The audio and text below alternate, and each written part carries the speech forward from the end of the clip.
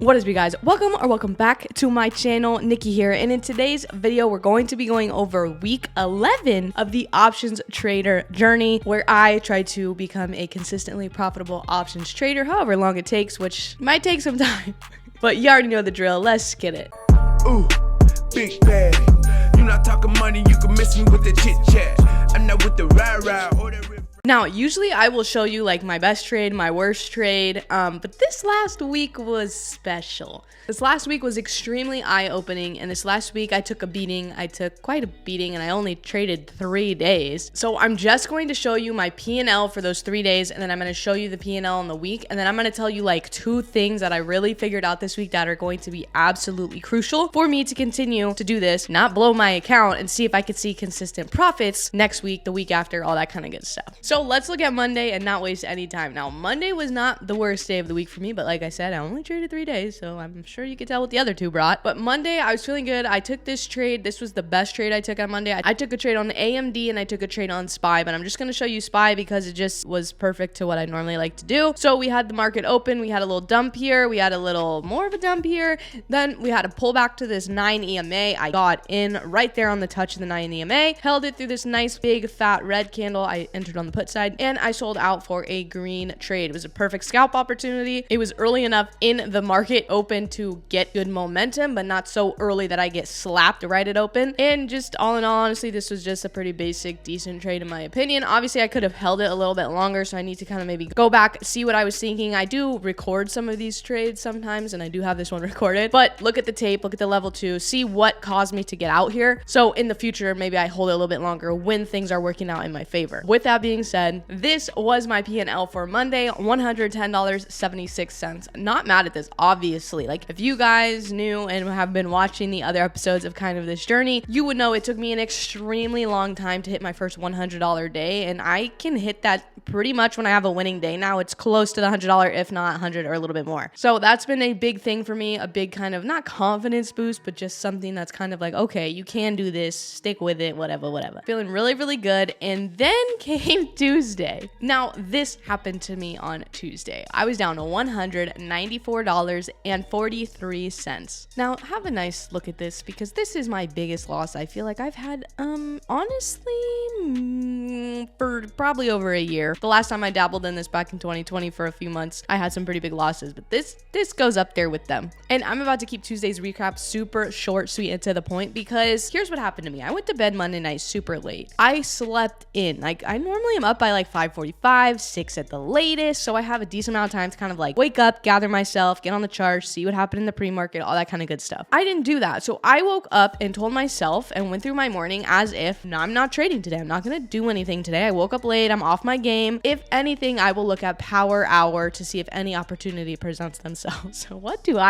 Even though I just told myself that, I get extreme FOMO, and I was feeling pretty good off my 100 plus day the day before. So I turn on my screens. As soon as I turn it on to go to work at 9 a.m., the other screen I had up, I had the charts up. I'm working and I'm taking trades. I'm holding trades into meetings. It's just like, normally I don't get like emotional or really mad at myself for a red day, because it is what it is and it happens in the game. Like, it's just, you can't avoid it. And so I've really managed my emotions with that. But when I tell you, I was so pissed, and because it was 100% my own doing. It had nothing to do with the trades I took. It had everything to do with me saying, okay, I didn't do too well in my sleeping, my morning's off, I'm not going to touch anything today, I'm not with it, I'm not prepared, and then doing it anyway. That's 100% on me. So that L, I felt it. I was pissed. And I was like, okay, we got to shake this. I'm going to get up in the morning for Wednesday. We're going to kill it. And then this happened to me on Wednesday. So then I took another fat L of almost $100, so $95. And at this point, I am extremely down. I'm freaking mad. I'm frustrated. I felt like when I woke up Wednesday, like I was up like on time and I did my thing. But in the back of my head, I was like,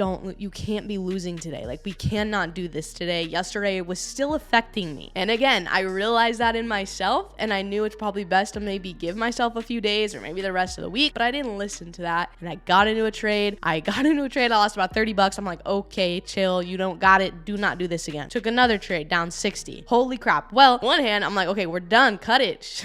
It ain't working today. But then the other hand, I was like, you've made back losses in one trade before. Like, just be patient, calm down, and find something that works. Rushed into something, lost another little bit. So I was down almost $100 on the day. Pissed as all get up. And I told myself, okay, that's it. Like, I'm not trading Thursday. I'm not trading Friday. Like, we're chilling. We got to let it go. We're going to come back for that Santa Claus rally for the following week. My weekly P&L is right here, negative $178.99. And I got to tell you, this week really freaking hurt me.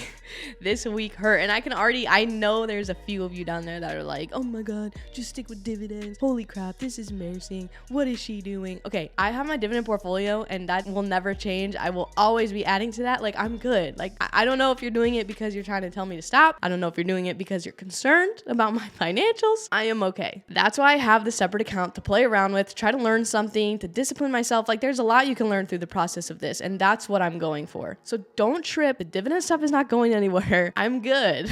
And that's why I always tell you guys to have different portfolios so you can try new strategies. Have a long-term dividend. But you guys, in all honesty, like all these dividend YouTubers, all these people, like dividend investing is very simple. Put money into the account and leave it alone. Like, there's not much to talk about there. So I wanted to push myself and learn something new within these financial markets. I'm obsessed with them. I love them, but I was thirsty and I wanted something new and I saw an opportunity, and now I'm diving headfirst to try to figure out how to be successful at this. No matter how long it takes, my concept is as long as I have money in that account, I live to fight another day. And speaking of the account, it is now at $2,164.27. And I started the account, I believe it was like $2,400, $2,500. So yes, I'm in the L, I'm in the red. It is what it is, but y'all just breathe with me, okay? Don't come at me. This is a learning process. It could take people 3, 5, 10 years to get really good at this, okay? I've been actually in this for about 6 months total, but really 3 months consistently at this point.